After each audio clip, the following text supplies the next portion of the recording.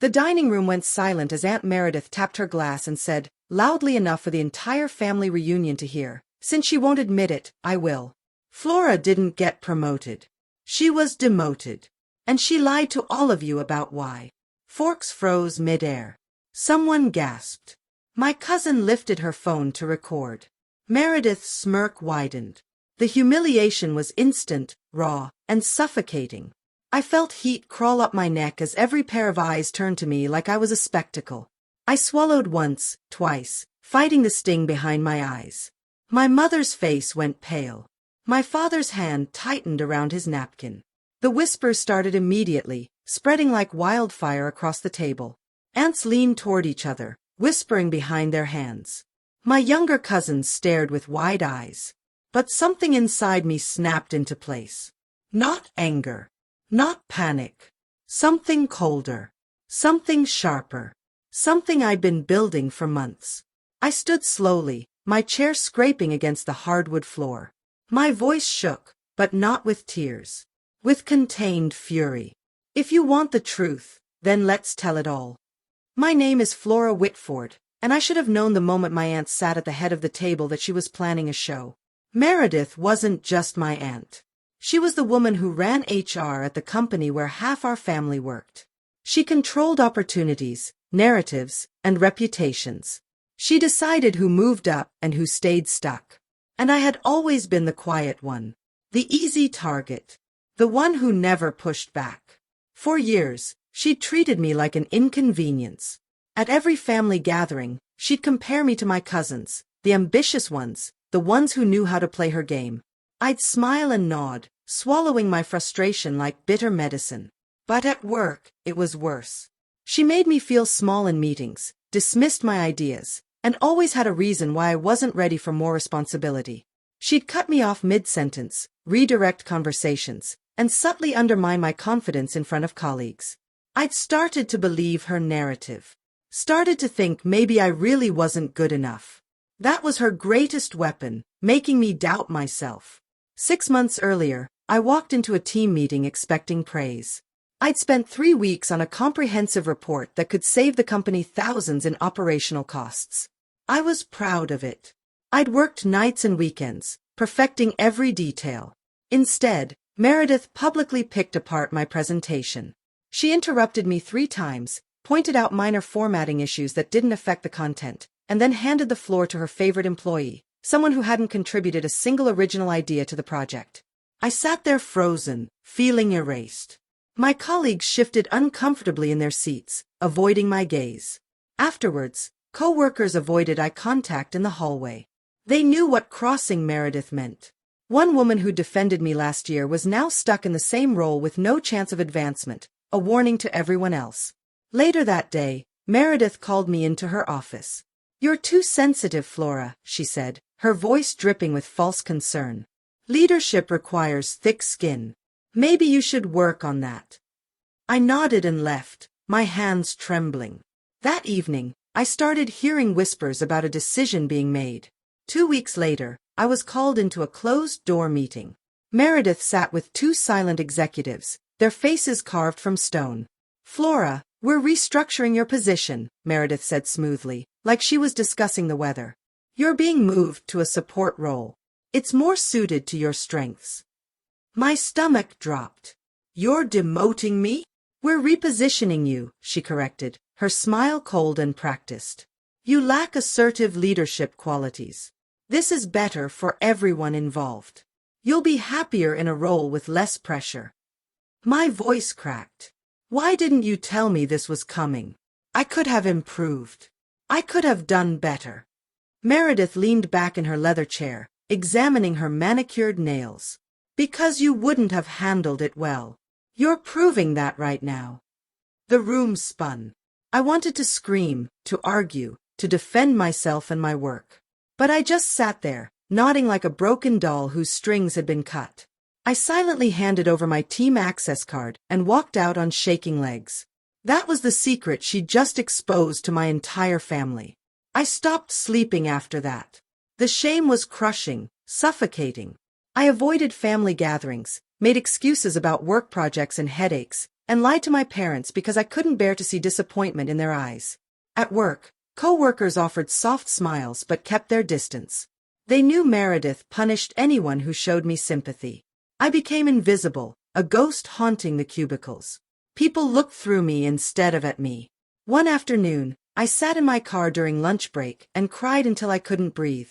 I felt worthless, broken, like everything I'd worked for had been ripped away for no real reason. But as I wiped my face and stared at the steering wheel, something shifted inside me. A spark of anger ignited beneath the shame. I opened my laptop with trembling fingers and started a new folder. I labeled it Documentation and stared at the empty space. That's when I started collecting proof. Every email, every unfair decision, every contradiction in Meredith's words. I didn't know what I'd do with it yet, but I knew I couldn't stay silent forever. Over the next 3 months, I became methodical and careful. I documented every biased decision Meredith made, every email where she contradicted herself, every time she blocked someone's promotion or gave her favorites unfair advantages without justification. I scheduled quiet coffee meetings with frustrated coworkers outside the office. Slowly, carefully, they began to talk. They'd been waiting for someone brave enough to listen. One woman told me Meredith had denied her a raise despite exceeding every performance target. Another said Meredith falsified performance reviews to justify keeping talented people in lower positions where they couldn't threaten her authority. A disturbing pattern emerged. Meredith wasn't just controlling. She was systematically manipulating the entire system to maintain her power and protect her position. I wasn't weak. I'd been isolated and gaslit. But I wasn't alone anymore. One evening, while reviewing old HR files for a legitimate project, I found something that made my blood run cold. Meredith had approved substantial bonuses for 2 family members who didn't meet any criteria while denying mine despite my exceeding every expectation. She hadn't just sabotaged me. She'd rewritten my entire career trajectory. I started rebuilding my reputation outside Meredith's shadow and control. I volunteered for cross-departmental projects led by executives who didn't answer to her. I worked harder than I ever had, pouring my energy into proving my worth. People noticed. My work spoke for itself when Meredith wasn't there to silence it. A senior manager pulled me aside one afternoon. "You're wasted in your current role, Flora. Your analysis of the Carter project was exceptional. Have you thought about transferring to another department?" I smiled, feeling dignity return for the first time in months. "I'm seriously considering it." Word got back to Meredith within hours. I saw it in the way she watched me during meetings, her jaw tight, her eyes calculating her next move. Then the opportunity came. An outside leadership consultant noticed my work and privately offered me a position on a new project team being formed. It was a chance to start fresh, completely away from Meredith's control. When Meredith heard, she cornered me in the hallway, her voice low and threatening. "You're making a mistake, Flora. The family should stick together. You'll regret this decision." I looked her directly in the eye. "No, I won't." Her face hardened like concrete. For the first time, the power dynamic shifted. 2 weeks before the family reunion, Meredith discovered my secret. Not the demotion itself, but the fact that I hadn't told anyone in the family. She saw a golden opportunity to break me completely and publicly. She sent me a text that made my stomach turn with dread. "See you at the reunion. Wear something nice. It's going to be memorable." I knew exactly what she was planning. She was going to humiliate me in front of everyone, to remind me of my place in the family hierarchy, to make sure I never challenged her authority again. Part of me wanted to skip the reunion entirely, to protect myself from the embarrassment. But another part, the part that had spent 3 long months building a case against her, refused to run and hide. I packed my documentation carefully. I rehearsed what I'd say in front of my bathroom mirror. And I drove to that reunion knowing exactly what was coming, prepared for battle. When I walked in and saw her sitting at the head of the table, smiling like a queen surveying her kingdom, I knew the war had officially begun. But this time, I was ready. Back in the dining room, every eye was on me. Meredith sat back, arms crossed, waiting smugly for me to crumble into tears.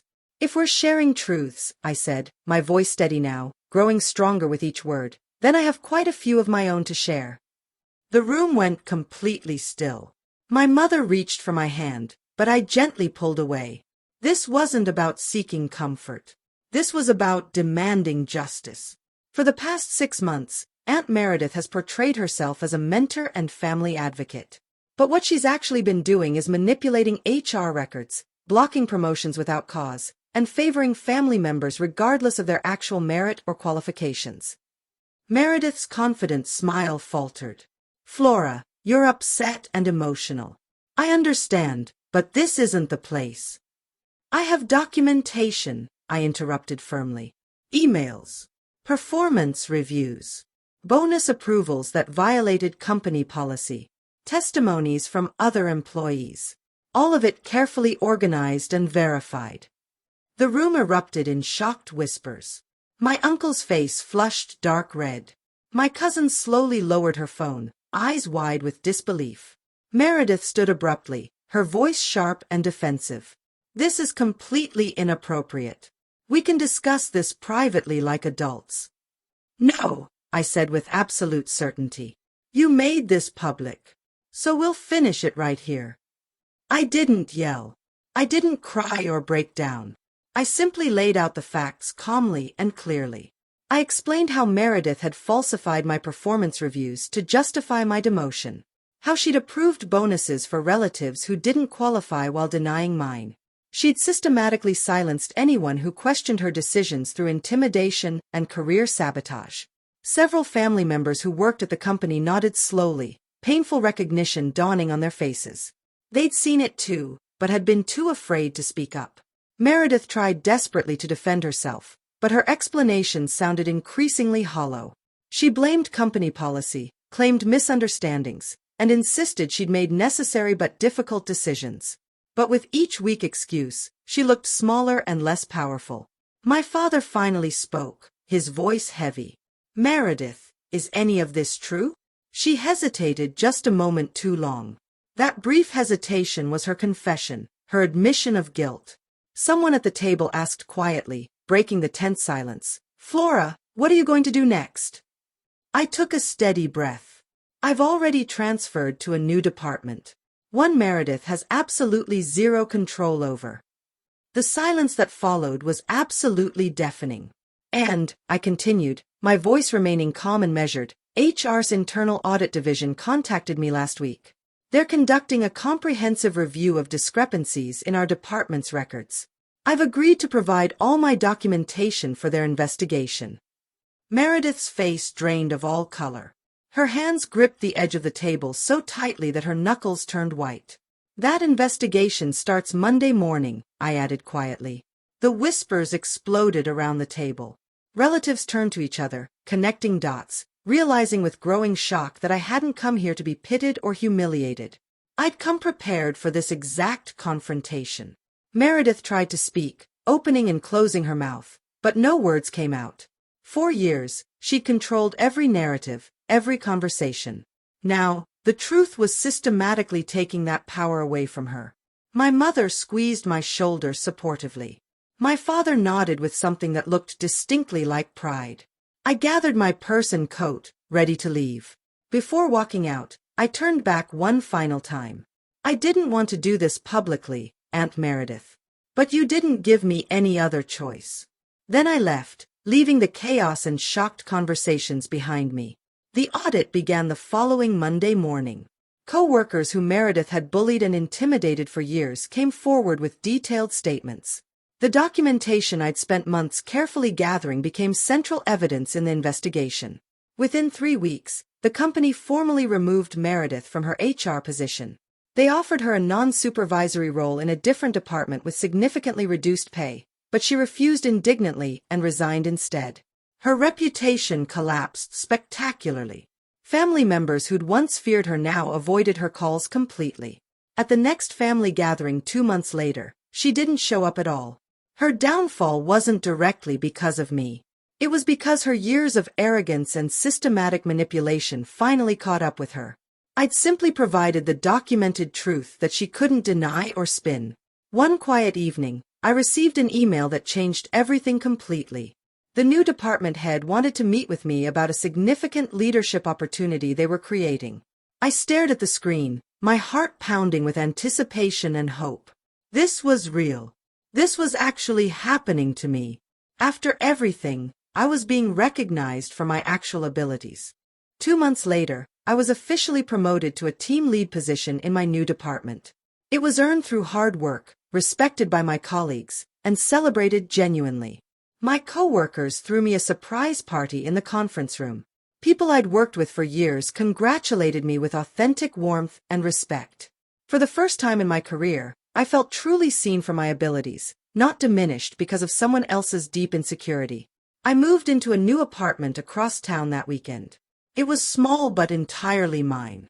Every morning, I woke up without the crushing weight of dread pressing on my chest. My parents visited and helped me unpack boxes. My mother hugged me tightly, tears in her eyes. "I'm so proud of you for standing up for yourself, sweetheart." My father added, his voice thick with emotion, "You're so much stronger than we ever realized, Flora." I smiled, feeling something I hadn't felt in years, genuine peace and self-worth. Meredith sent me a single bitter text weeks later, "You completely ruined my career and my reputation." I deleted it without responding. She didn't deserve my energy anymore. 6 months after the reunion, I attended a mandatory company leadership conference at a downtown hotel. As I walked through the crowded lobby, I saw Meredith sitting alone at a corner table, scrolling through her phone. She looked up, and our eyes met directly. Hers filled with something between deep resentment and reluctant regret. Mine remained calm and neutral. She stood slowly and approached me hesitantly. "Flora, can we please talk for a moment?" I considered simply walking away, but something made me stop and face her. "What you did was cruel," she said quietly, her voice lacking its usual confidence. "You destroyed my entire reputation in this industry." I looked at her steadily, without anger or satisfaction. "No, Meredith. You destroyed it yourself through years of manipulation. I just stopped pretending it wasn't happening." She opened her mouth to argue, then slowly closed it. For once in her life, she had absolutely no response. I walked past her toward the conference room, leaving her standing alone in the busy lobby. That was the very last time I ever saw her. She left the industry entirely shortly after. A full year after the reunion, I stood confidently in front of a room full of new employees, leading an interactive training session on workplace ethics and authentic leadership. As I spoke passionately about integrity, fairness, and the critical importance of speaking up against injustice, I thought about how far I'd traveled. From the woman who sat silently while being systematically torn down, to the woman who now mentored others to find and use their voice. My aunt had tried to break me completely, but she taught me something valuable instead. Never shrink yourself so someone else can feel big and powerful. I didn't carry anger or bitterness anymore. I carried hard-earned confidence. I carried genuine self-worth. And I carried the knowledge that silence isn't weakness, it's often a strategy. As I finished the session and employees filed out, one young woman approached me nervously. "Thank you so much," she said softly. "I really needed to hear that message today." I smiled warmly at her. So did I, once upon a time. I walked out of that building with my head held high, ready for whatever challenges came next, knowing with absolute certainty I'd never let anyone make me feel small again. Thank you for watching. If you enjoy my story, please like and subscribe.